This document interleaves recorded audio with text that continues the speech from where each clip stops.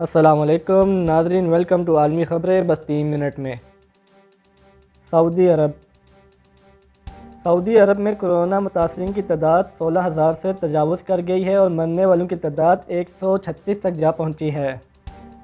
دوسری جانب سعودیہ کے وزیر صحت نے یہ بیان دیا ہے کہ کرونا کو قابو پانے کے لیے اٹھائے گئے اقدامات کی وجہ سے اس سال صحت میں 45% تک کمی واقع ہو سکتی ہے۔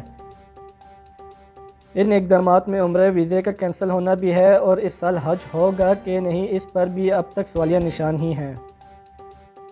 فرانس نے نکوٹین مصنوعات کی فروخت کو سخت بنا دیا ہے اور آن لائن فروخت پر مکمل پابندی عائد کر دی ہے۔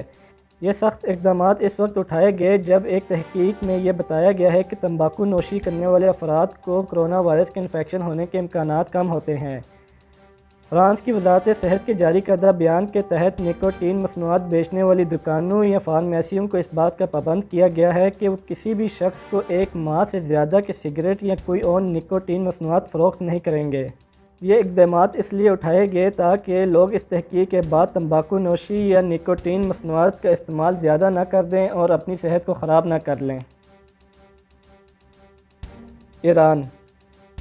ایرانی صدر حسن روحانی کا کہنا ہے کہ ایران خطے میں امریکہ کے ساتھ جنگ کا آغاز نہیں کرے گا۔ ان کا مزید کہنا تھا کہ ایران امریکیوں کی سرگرمیوں اور نقل و حرکت پر قریبی نظر رکھے ہوئے ہے، لیکن وہ خطے میں کبھی بھی جنگ کے لیے پہل نہیں کرے گا۔ یہ بیان ان کا امریکی صدر ٹرمپ کے دیے گئے بیان کے رد عمل میں آیا۔ ٹرمپ نے ایک ٹویٹ میں یہ کہا تھا کہ انہوں نے امریکی بحریہ کو ایران کے کسی بھی ایسے جہاز کو نشانہ بنانے کی ہدایت کی ہے جو امریکی جنگی جہازوں کو ہراساں کرنے کی کوشش کرے۔ WHO ورلڈ ہیلتھ آرگنائزیشن کا کہنا ہے کہ فی الحال اس بات کا کوئی ثبوت نہیں ملا ہے کہ کرونا سے بازیاب ہونے والے شخص کو دوبارہ کرونا انفیکشن نہیں ہو سکتا۔